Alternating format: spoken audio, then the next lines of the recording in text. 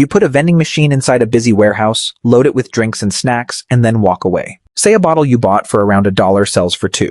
There is no cashier, no salesperson, and the machine can keep taking money while you are asleep. On paper, it looks like one of the easiest businesses in retail. Except every bottle inside that machine had to be bought, stored, loaded into a vehicle, driven to the building, carried inside, stocked, tracked, and eventually replaced. So if the markup is good and the checkout is completely automated, where does the profit disappear? That question explains almost the entire vending machine business. The first mistake is assuming the machine eliminated labor. It did not. It relocated labor. A convenience store puts the employee behind the counter and keeps the inventory in one building. A vending operator distributes the inventory across dozens, sometimes hundreds, of tiny unattended stores, then sends the employee from one location to the next. Someone still has to buy the product, receive it, store it, load a van, drive a route, carry cases through a building, open the machine, refill the correct slots, remove expired items, deal with cash, investigate card reader problems, fix jams, and eventually drive back again. The machine automated the 5 seconds when the customer pays. Everything around those 5 seconds still has to be managed. That changes the way you should think about a $2 sale. A beginner sees a drink bought for $1 and sold for $2 and thinks the machine just produced $1 of profit. The operator sees $1 of gross margin before the route has been paid for. That margin may still have to absorb the location's commission, payment processing costs, spoilage, vehicle expenses, warehouse costs, maintenance, depreciation, and the time required to service the machine. A high markup can therefore coexist with a weak business because the product margin is only the beginning of the calculation. Imagine the machine is completely full on Monday morning. Customers start buying. By Tuesday, the energy drinks are moving fast. By Wednesday, the best-selling chips are almost gone. The machine is still collecting money, but now the operator has a decision to make. Drive over today and the machine may not have sold enough product to justify the trip. Wait too long and the most valuable slots may go empty, which means customers are standing in front of a working machine that cannot sell them what they actually came to buy. This is the real service cycle. Stock, leave, sell, monitor, return, refill, repeat. And that introduces one of the most important numbers in the entire business. Not simply sales per machine, but how much the machine produces between the moments someone has to touch it. Think of two machines selling similar products at similar prices. Machine A generates $60 before the operator returns. Machine B generates $350 before its next service stop. Both visits still involve loading product, driving, parking, carrying inventory, opening the machine, restocking it, checking for problems, and moving on. The second machine gives the operator far more revenue to spread across roughly the same service event. That is why sales per service stop can tell you more about route quality than the markup on a bag of chips. This is also why the famous vending advice that location is everything is only half right. A crowded warehouse, hospital, factory, apartment complex, or office can create a lot of purchasing opportunities, and traffic absolutely matters. But a location does not exist on a spreadsheet by itself. It exists somewhere on a map. A machine that sells brilliantly, but sits 45 minutes away from the rest of the route, can consume an enormous amount of time. Another machine might sell a little less, but sit in a building where the operator already services 5 others. One stop, one parking event, one walk into the building, 6 machines generating revenue. The first location may win on sales, the second can win on efficiency. That is the distinction that turns a side hustle into an operating business. Location creates demand, but route density determines how efficiently the operator can collect the value created by that demand. Modern vending management systems are built partly around this exact problem, using machine inventory, geography, and product depletion to help operators decide which locations actually need attention on a given day. The existence of an entire software category dedicated to route planning tells you something important. Driving is not a side detail in vending. It is part of the economics.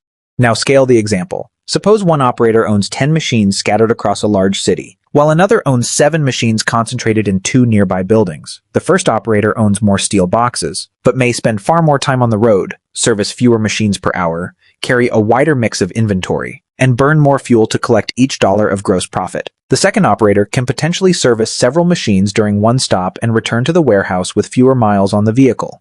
More machines do not automatically create a better vending business.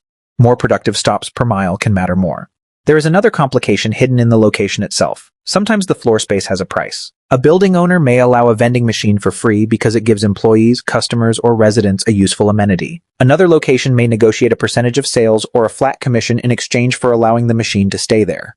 That means the busiest location can also be the most expensive location. A machine producing impressive revenue may contribute less profit than a quieter machine with no commission and a better position on the route. Highest revenue does not automatically mean highest profit. Then there is the inventory problem. A vending machine can look almost full and still be badly stocked. Imagine 39 selections have product in them, but the one energy drink that sells 6 times faster than everything else is empty. Visually, the machine looks healthy. Economically, it is missing the product most likely to create the next sale. The opposite problem is just as expensive. Fill the machine with products customers do not want, and the operator has cash sitting in slow inventory, taking up capacity and eventually risking spoilage. The goal is not to keep every coil equally full. The goal is to keep the right products available at the right location. This is why modern vending increasingly looks like a data business attached to a delivery route. Management systems can track sales, inventory levels, product movement, payment status, and service needs without requiring the operator to physically open every machine first. Instead of driving to a location just to discover that nothing needs restocking, the operator can know which machines are actually depleted before the van leaves the warehouse. One operator case study showed how meaningful that can become. Before gaining better machine-level inventory visibility, the company reported servicing roughly 2 accounts per day. After using sales and inventory data to pre-pick products and prioritize locations that genuinely needed attention, it reported servicing 4 accounts per day. That is one operator, not an industry-wide rule, but the lesson is much larger than the specific result. The profitable route is the one where the driver's time is spent doing useful work instead of checking machines that could have waited another day. There is also a difference between a machine being physically present and a machine actually being available to sell. A jammed coil, failed bill validator, offline card reader, refrigeration problem, or empty bestseller can turn an excellent location into dead equipment. The operator therefore cares about uptime for the same reason a retailer cares about keeping the doors unlocked.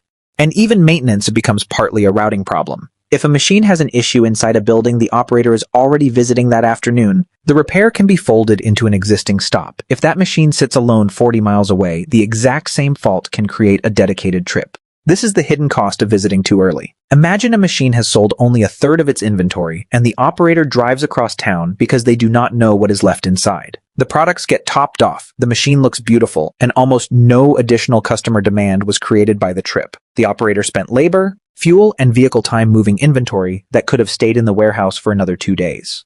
Now imagine being late. The driver saves the trip, but the most popular products sell out, and the machine spends a day turning customers away. The ideal service schedule lives between those two mistakes. The operator wants the machine empty enough to prove demand, but never empty enough to miss the next valuable sale. Payment technology creates another version of the same trade-off. For decades, vending meant coins and dollar bills. That picture is increasingly outdated. Cantaloupe's 2026 micropayment data showed that 78% of food and beverage vending sales in its 2025 dataset were cashless. It also reported an average cashless ticket of about $2.45, compared with roughly $1.57 for cash.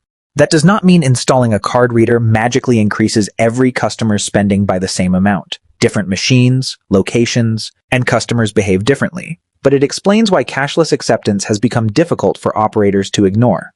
The card reader is not free. Payment processing, connectivity, and technology fees attach costs to transactions that may only be a few dollars each. But refusing cards creates its own cost if a customer walks up without cash and cannot buy anything.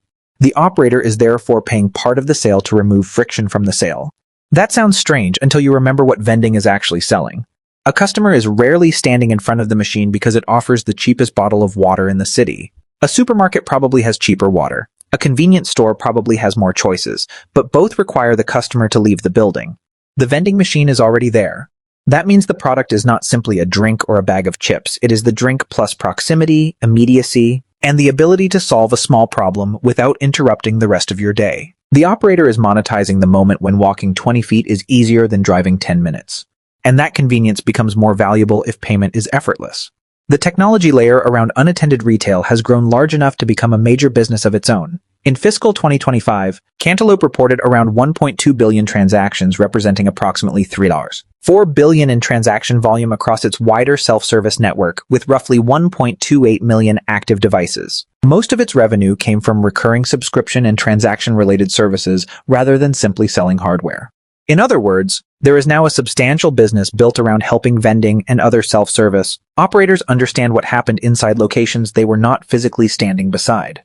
And this is where the passive income fantasy begins to flip. A good vending operator is not trying to visit every machine as often as possible. They are trying to make each visit carry as much economic weight as possible. That can mean servicing several nearby machines during one stop, Knowing the exact products needed before leaving the warehouse, avoiding low-value emergency trips, and removing locations that continue demanding attention without producing enough sales. The best route is not necessarily the route with the most machines. It is the route where enough revenue is concentrated into enough efficient stops that the product margin survives the logistics. This also changes how you evaluate a bad location. A weak vending location is not harmless just because very little sells. The machine still represents capital. It may still need connectivity, cleaning, occasional repairs, inventory, reconciliation, and physical visits. The operator cannot completely forget that it exists. A strong machine earns while it waits. A weak machine waits while you work.